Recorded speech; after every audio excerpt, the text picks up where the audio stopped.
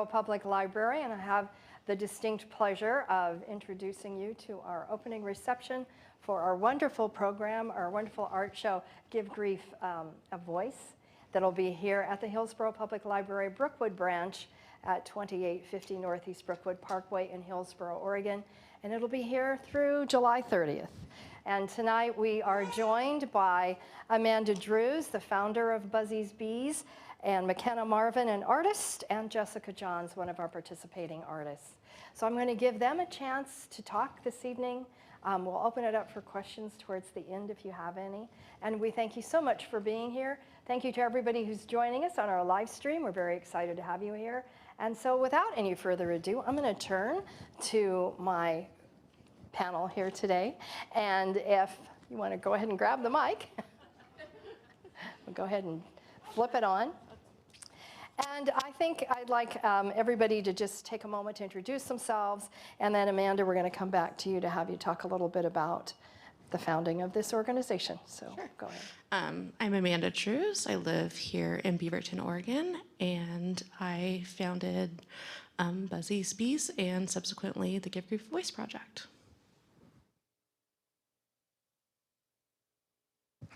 Thanks, Amanda. I'm Jessica Johns. I am a watercolor artist. I live here in Oregon with my family, and I've been involved in the program. This will be my 3rd year, and it's life-changing.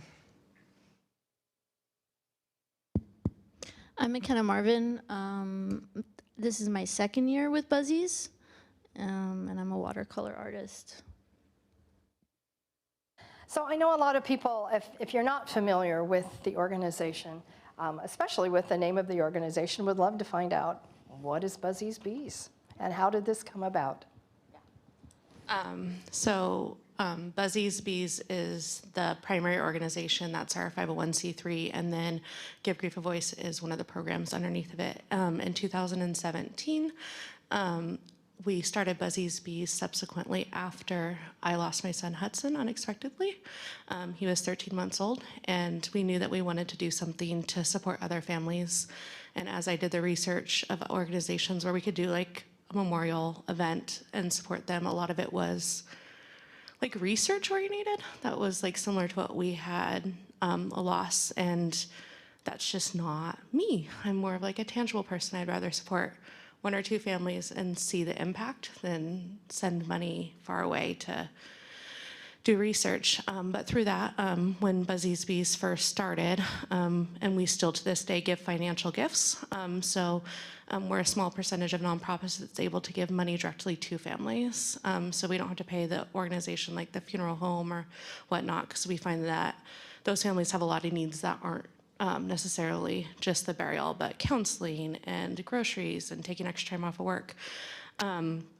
So that's what we did for a long time. But as we did that for the first couple years, I heard the same 2 things from every family. I just want to talk about my child without feeling uncomfortable, and I would love a new memory of my child. So we focus on unexpected loss, and so a lot of times, or all times, these families don't have a chance to prepare. So that's kind of what my answer was, Give Grief a Voice.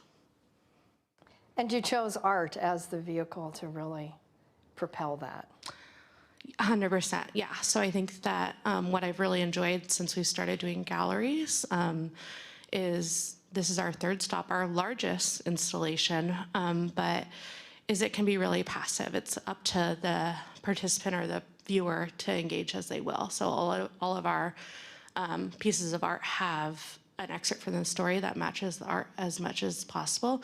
But Give Grief a Voice is also starts with a writer. So we hire professional writers who go in and interview the families and tell their story. And once it's approved by the families for edits and whatnot, then they choose, well, I'll back up a second. After they tell their story, they choose an artist. And once they approve their story, we send the writing to the artist, and then the artists create art based on that. So there's 2 things. So it gives the families a platform to talk about their kids and really create their own narrative around the loss they've experienced. And then creates that new memory. So it's both things, talking about their child and saying their name, and then creating the new memory. And so the way I understand it, the writers are the ones who meet the family. Correct. And you, the artist, do not meet the family. You are working from the narrative that you're given. Can you talk a little bit about that and how that process works for you? Yeah, it's quite an amazing and powerful process. I mean, first we get the email that says you've been chosen by a family, and I always kind of get those flutters and the anticipation of reading a story, because I know there's going to be a lot of heaviness at first, but I find by having that story in front of me and I read it multiple times, I pick out different things every time. Right, a little bit of, I feel the story more each time. And I think the fact that we just have the story and we don't know the families, and you can really focus on what the family wanted to remember and portray about their child, and the special things that they were on their hearts to be written into their stories. And I like the process of creating the artwork from that, not necessarily blindly from the entire story, but really getting to pick out those things that were the most important that the family wanted in that story.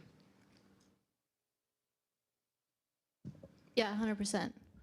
Yeah, you read it multiple times, and you're right. The first time you get the email, you're like, because it is really heavy and it is a lot.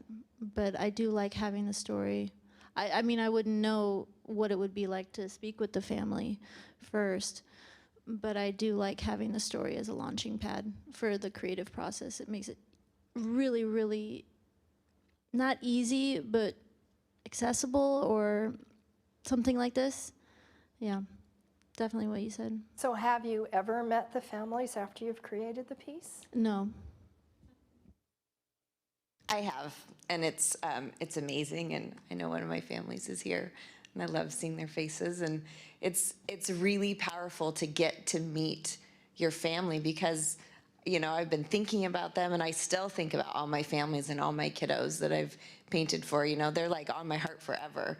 And so when I put my heart and soul into their artwork, and then I've been able to meet a good handful of my families. It is, I feel like we have a special bond before I've even met them. And it's very powerful to get to present that gift to them. And, we kind of go through the pieces of it, and I answer questions, and it's a pretty powerful process to connect the symbolism that I read in their story and how I portrayed it in the paintings, and it's pretty great. So speaking of that, can you think of a word that would describe what it's like to be part of Give Grief a Voice? And just one word, and maybe that isn't possible, but if you can think of a word, please explain also why you chose that word. Can I go first? Yes. I thought a lot about that question, and I chose cathartic, which means like a release of feelings that you have buried deep down in you. And for me, I think a lot about death and dying, and it's in my art a lot. My heart is pounding. And it's nice to like create something for a child. I'm losing my train of thought here. But yeah, Cathartic. cathartic. It's a really like powerful way to like serve myself and serve someone else at the same time. Okay. I think every time I'm asked this question, I come up with a different word, but I think it's in the moment, you feel what you feel. And I think my word is connection, because I work through this process by connecting with the child, with the family from, my side of the paper, and then getting to assist the family to connect with their child again. Like you said, a new memory. And oftentimes, when I get my my visions of the paintings that I'm going to do, I oftentimes will see the child older and in a new memory. And a lot of the times when I'm painting something, it's that vision of that new memory. And so I think that connection is really powerful. So you don't see pictures of the child or of the families, just the words? No, I request pictures. I get them printed at the print shop, and I like stick them next to my desk as like I see you. You're sitting there watching over me. Okay. I do too, and I know the first couple times that I painted, I did not have I did not have pictures of the children. And since then, if it's offered, because it is a choice, the families can decide if they want to. And I do like it. I like that connection with seeing the kiddos. It just I don't know, it connects me more with them. 100%, yeah. So how about you? Can you give one word? I mean, this is your project, and what is the one word that comes to mind for you? Love. To see people share, people who haven't experienced what we've experienced, but are willing to sit in a room with people that have and pour their heart and souls. Every single time I talk to an artist, they're really thinking through what they put on that paper, and they're really willing to commit and love these children. All right. So can you think of one piece, and I know you've done multiple pieces, and there are some wonderful pieces out there in the gallery that are just stunning, and the stories that go with them are beautiful. I had to stop looking because I didn't think I'd make it through this panel if I kept reading out there. So I'll take my Kleenex and go read later. But can you think of one piece that you created for Give Grief a Voice that has really stuck with you? It can be from any year, and just walk us through the process of how that piece came to be and what and why it sticks with you. Okay, so from time to time, the images just kind of float back through my mind, and I see these, the paintings that I've done. And if you've not seen the actual paintings, they're huge, they're ginormous. It's a big, impressive piece of, artwork. It's not a little thing that goes in a corner. It's something big for the wall. And so you have all this, as an artist, all this space to fill with love, with connection, with this processing. And I was actually just thinking about this on my drive over, and one of the symbols that really sticks with me is one of my mamas. She pumped for her baby, and it saved the milk. And then after they lost her, they had another baby close to that same time, and she was able to give the new baby the milk from her previous pregnancy. And that just hit me like a ton of bricks, like how amazing that makes me get emotional. Just that love that went into it, and that gift. I used to be an RN, and I was a lactation consultant, and so that, it is a labor of love to pump and to, breast milk is just there. It's this beautiful, amazing gift that moms can give their babies, and to be able to use that and gift it on in their family, it was really powerful to me. And so how I portrayed that in the painting is I kind of get my stuff in, I don't know, visions. I don't know if that's the right word, but things just kind of pop into my brain. And I pictured it as this gift, and I pictured it as pearls. And so in my painting, I painted an open gift box, and I think she said, now I'm going to forget, I think it was 20 bags of milk. And so I did 20 pearls in this gift box. And it just, I don't know, that's one of those things that just sticks with me. Just an amazing gift, so. I think visions is a good word for that, for sure.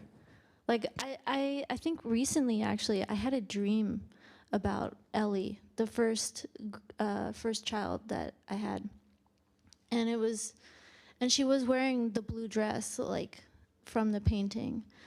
But yeah, the symbolism was really interesting. The mother that I had really attached butterflies to Ellie, and I just had them like swirling around Ellie, and Ellie waking up in this field. And it could be interpreted as heaven, sure, because there's like children playing in the background you can see. But yeah, it was really, I'm like oh man, it's like a lot doing this. It's a lot. Do you have a time frame that you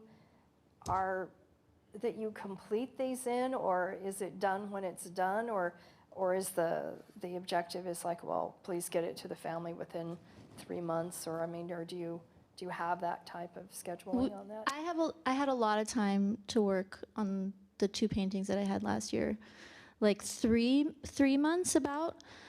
From start to finish. So from concept, from reading the story to concept to finished work was about 3 months, I think. And I started by reading it over and over and over again and picking out words and like motifs and like you said, visions that would pop in my head. And then I would write those down on my notepad. And then I would sit on it, I would wait on it, and then I'd come back to the studio and I would start on compositions of like, what is it? What are you trying to tell me? What are you, and I think the main thing is like, I'm just the tool. She's the messenger, right? Like I want you to come through me and tell me what you want your family to remember you by. So it's almost kind of bizarre, like it's half me and half not me. And I don't want to give myself all the credit for creating the work in a way, you know? So from a spiritual sense, you have a co-artist. 100%, yeah, for sure, for sure. I don't think that I could create that painting again if I was given the same prompts and Ellie was absent. Like she was there with me. And I know that sounds really like woo-woo, but like it's true. Well, and the writer has also captured Yeah, very well too. that Yeah. story that will allow you to feel that presence. Yeah, totally. If I could add to that, because I love what you said about that, and you know, the woo-woo part of it, or like you cannot deny that these kiddos are, I don't know, sending us messages, or you know, just there with us and on our hearts. And you know, if you believe in God or if you're spiritual or whatever, like you cannot deny that they're coming through in different ways, and you know, different symbols and signs. I know my first year I had, goes back to butterflies. Butterflies usually, it's really a big thing because they're just beautiful and they show up at crazy times or land on you, and they're pretty amazing. But I had a story, one of my first stories, and I was, you know, brand new artist and kind of nervous and wasn't sure what I was gonna do. And I read through the story and they were talking about these yellow butterflies. So I was like, okay, obviously I need to do butterflies. And there was something else in the story I was trying to research. And I opened up my laptop to look up this song that the family was talking about. And I opened it up, and in my photo of the day, I don't know if you ever see those on your, you know, Google pictures, the butterfly.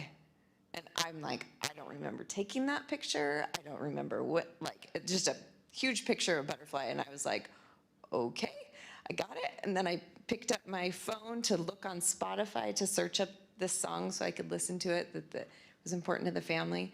And I opened my Spotify, and there's another butterfly on like a random album that I'd never heard of, Butterfly right there. And I'm like, okay, I hear you. I know I'm going the right direction. Okay, I got it. But Yeah, the synchronicities that happen while working on artwork are pretty wild. So Amanda, when you began this, did you have an artist do something to honor Hudson? Yes. So the first story that was ever written was my story, but it wasn't a part of the project. So early on, she's now our lead writer, Lisa Wright, is a family friend, and she came to me at my son's funeral and said, I don't have much to offer you, but I'd love to help you tell your story.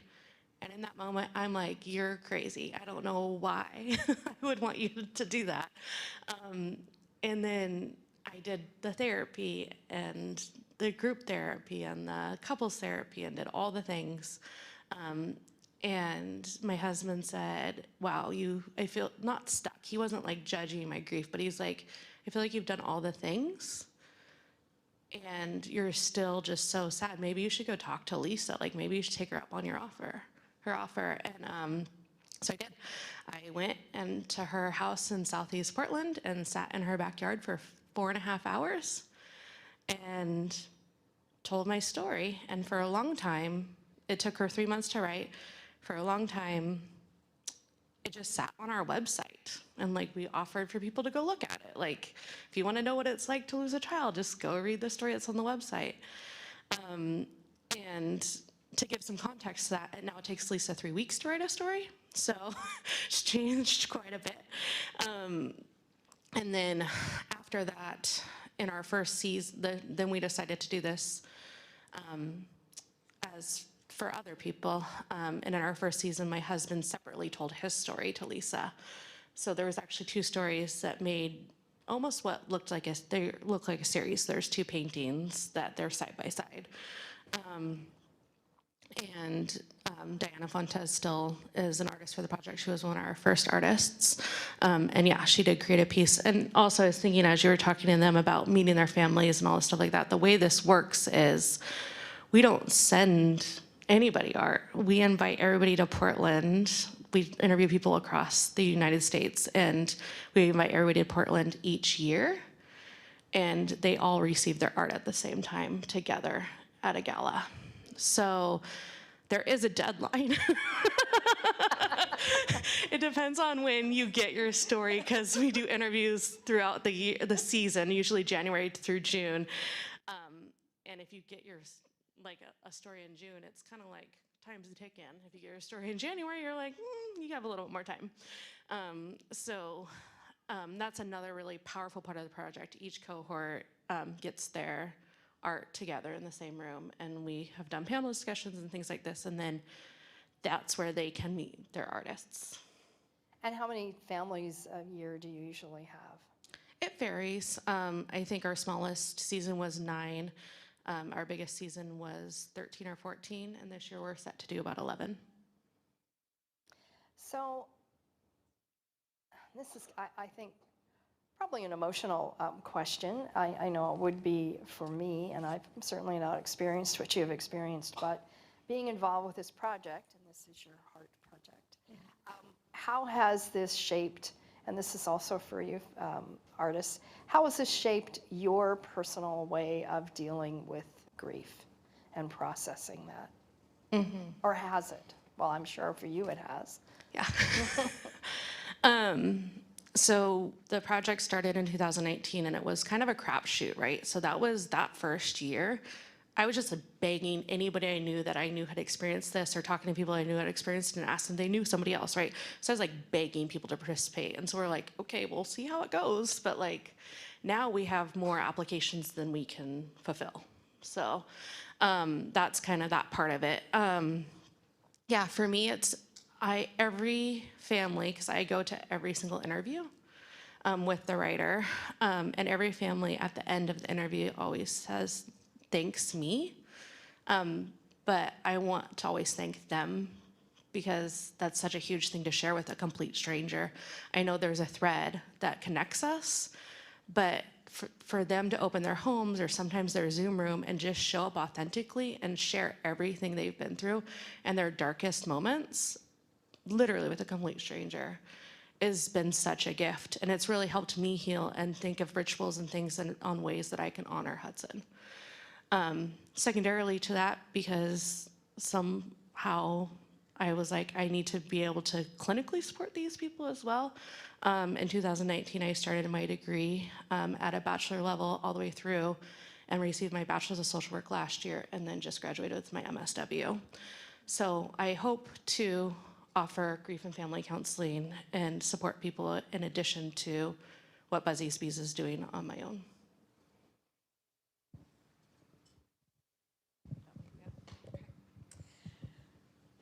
Oh, let's see. I think the biggest thing for me is the saying their name, talking about these kiddos with their families.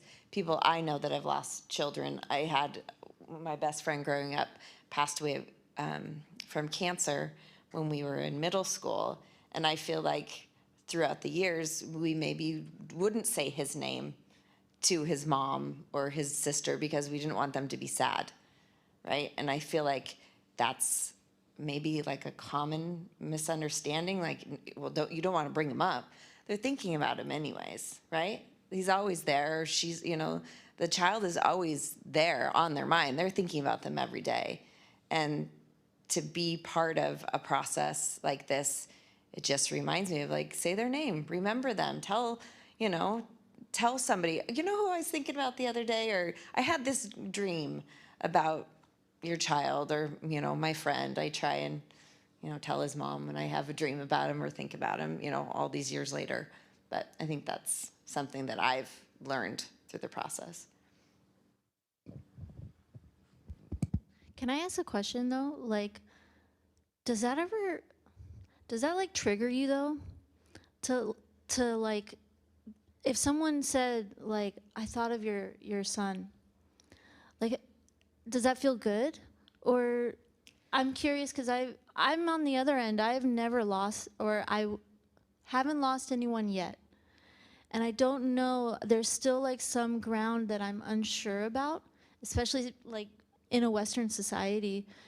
It's very like, nobody really wants to talk about death, right? So like, how does that come up for you when someone's like, I was thinking about Hudson? Yeah, I think as long as it's authentic and it's not just like, I hear you want me to say his name, so Hudson. Hudson, like as long as it's authentic and there's a story to share, or like Diana, like I said, was our artist, and she will send me like little message like, I feel like Hudson was in my studio today. As long as it's authentic, I think it's wonderful. Don't just say it to say it, or say it because you feel like you should have to. Right. Cool, yeah. Yeah, I was gonna say, like, I haven't lost anyone yet, but I feel like this organization has really opened up space for people to talk about their losses, which is super beneficial. And I think when I do lose someone, I would probably grieve them in the same way that I grieve for the children that I paint, in that I would really like open up and talk to other people that have had loss, experienced loss, and create paintings for them, and just, devote myself to that work, and just like you did, Well, I know that what you mentioned about the way Western society processes grief is very different from other societies. So I think this is one of the ways, I think one of the most unique ways to see your, I guess, a representation of your loved one as others who did not know them is able to feel that. And so what you're talking about with feeling their presence and feeling their essence must be incredibly powerful for the families to look at that painting and recognize their child. And do you have that from the families? Are they saying that, oh my gosh, that's my boy, that's my girl? Yeah, for sure. I don't think that I've ever had a family, I mean, they probably wouldn't tell me if they didn't like their art. But I've never had a family. Ellie was at this year's art reveal, and she came all the way from Michigan. She's also, so my son's death was classified as sudden unexplained death in childhood. That was the same for Ellie's mom, Shawnee. And she had told me in the interview, I would love to see her older. And I didn't pass that on to McKenna. but then I saw the art and I'm like, oh my gosh, like it took my breath away. I'm like, oh my gosh. And I get so excited for the families to see their art. I mean, it's like Christmas. Like I can't sleep. I feel ill. I'm like, I just can't wait for it. And so when she saw her painting, she knew. I mean, it's in a room full of brand new paintings. And she just walked right to it. And she's like, that's Ellie. And you didn't, I saw your reaction. You didn't know this? No. And when this little girl died, how old was she? She was 2.5. And so, and you I painted. pictured her as 4 or 5 in my mind. And when I had the dream about her recently, she's like 4 or 5. But you did not know that when you started the piece. No. I just like the notes, like you know how I said I take notes while I'm writing. Like some reason I feel like she's older, and it's weird. I have chills. Don't know about you, but that's very chilling. That's really beautiful, really beautiful. So you have a gala every year. When is it coming up again? It'll be September 30th at the Great Room in Beaverton. And is this just? I'm assuming it's a fundraiser for your organization, right? To some capacity, yeah. And so the families come, and can the general public come, or is Yes. it mostly family friends that? No. So the first half hour-ish of the event, we invite all the families together, and it's just them and their special invited guests in the room, so grandparents, aunties, uncles, close friends. And then we open it to the public. So we give them like a private viewing of a half hour or so, and then the public is invited. Because a part of Give Grief Voice and part of Buzzy's mission is to change the American grief culture and how Western society approaches it. And what better way to change and feel what it's like than to invite people into that space.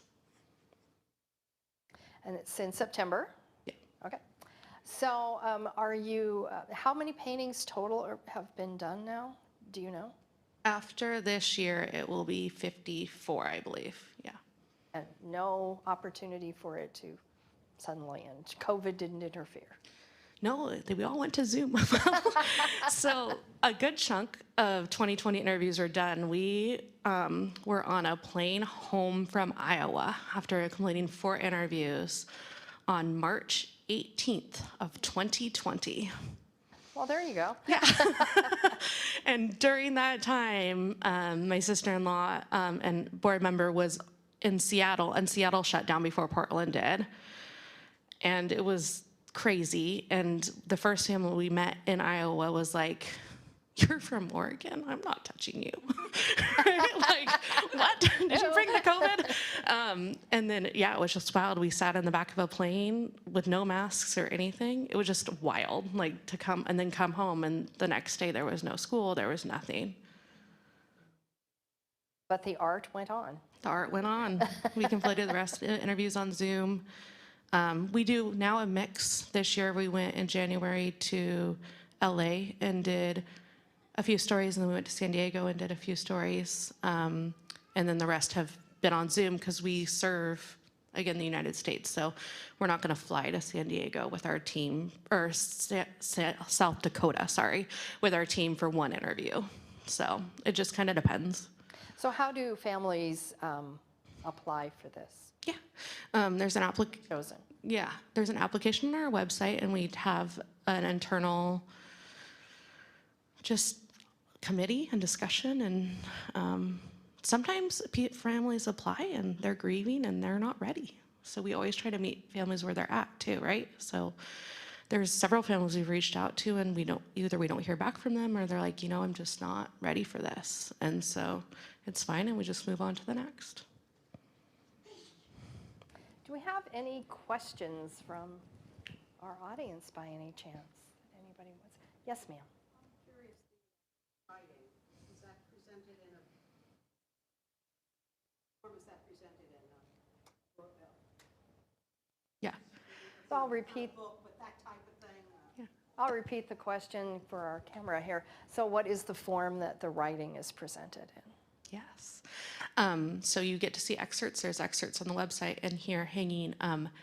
there will be a book. So we're working on publishing it and pitching it to publishers right now. So there'll be a book. But I mean, the people who get the rights, Oh, yeah. Last year we made like a small book of the cohort, and it's an excerpt, like a bigger excerpt of the stories and the art. And right now it's just they get the original art piece and they're emailed the story. Yeah. Yes.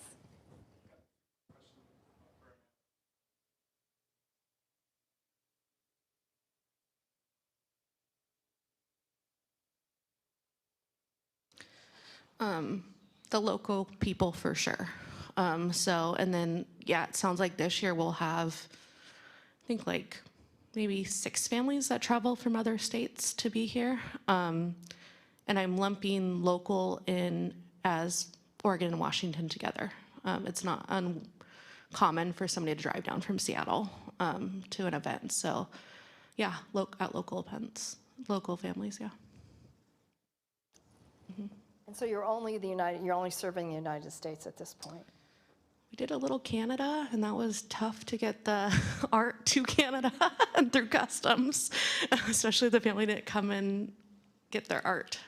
So if the families don't come to the reveal event, they're not required to do that. We ship it, but they're expensive to ship, and they're priceless. So it's a whole thing.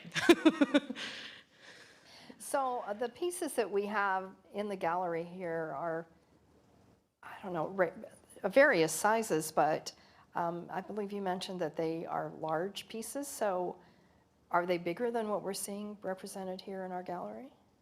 Yeah, most of them are bigger than what's there. So we have parameters for our artists that they have to adhere to. So some of those are they're reproductions, and we've scaled them to kind of fit in the gallery. And every piece, because we do plan for the book, is fine art rendered here in Portland. So they do an incredible job. The reproductions, sometimes you can't, I don't know how the artists feel about them, but you can't tell for me very well. Sometimes, yeah. Well, I didn't realize they were reproductions, so there you Yeah. go. Oh, okay.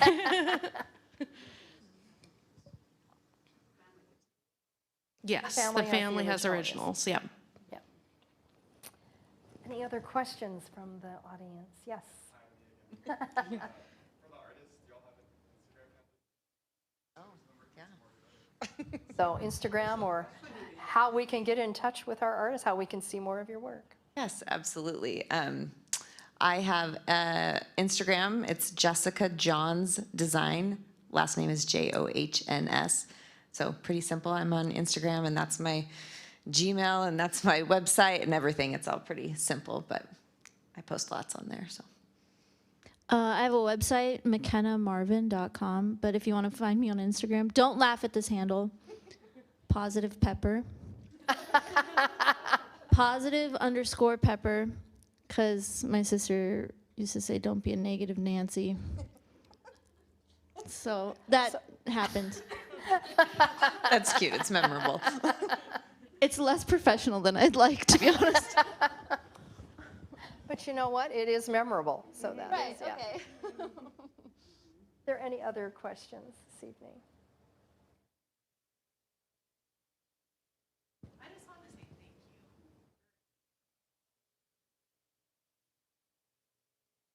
Artists and the writers.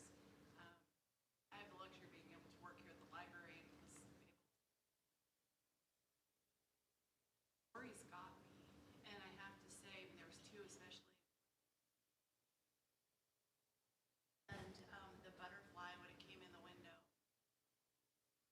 I've had loss in my family, not a child, but I've had loss in my family.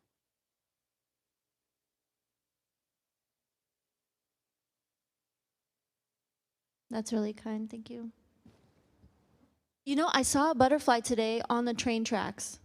Just saying. I know, you were saying they pop up in the weirdest places. And I was waiting for the train for like half an hour, and this butterfly came by, and I'm like, huh. Was Ellie saying hello? You know, she's like, get ready. You're about to be nervous. By the way, just letting you know, I'm here. Well, this beautiful show is here at the library till the end of July. And if you are local, please tell your friends to come and see this beautiful artwork. And for those of you who are not local, if you can get here, we'd love to have you. I believe you can see examples on the website as well of what has been produced to tell these wonderful stories of these wonderful children who will live on through the art that has been presented. So thank you very much. I want to give everybody an opportunity to continue to take a look at the art and enjoy this evening. And we are so honored and thrilled to have your art for this wonderful project in our library. I think it will give a lot of people a lot of chance to reflect, hopefully to process a little of their own grief. And who knows, there may be a family out there who doesn't know about you, but this would be a way for them to connect to their child. So thank you, everyone, and please enjoy the refreshments and please enjoy the rest of the art.